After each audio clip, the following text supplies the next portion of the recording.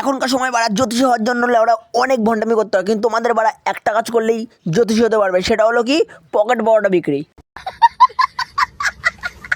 তোমাদের লেওড়া কি মনে হয় এই কথাটা আমি এমনি এমনি বললাম? তাহলে তোমরা বাড়া এই ভিডিওটা দেখো। রাজুদার কাছে পরোটা খেয়েছিলাম। হ্যাঁ পরোটা খেয়ে হ্যাঁ। আমার এক্সামের ডেট দিচ্ছিল না। হ্যাঁ। যেদিনই খেয়েছি পরোটা হ্যাঁ। আজকে এক্সামের ডেট দিয়েছে। দাঁড়াও, তোমরা কি ভাবছো বাড়া পরোটা খেলে কি শুধু এক্সামের ডেটে আসে? না না বাড়া, এখন আরো অনেক আইটেম আছে, তোমরা বাড়া এক এক করে দেখো। এখন আমি পরোটা খেয়ে যাবো এক্সাম দিতে, যদি পাস করি আবার আসবো।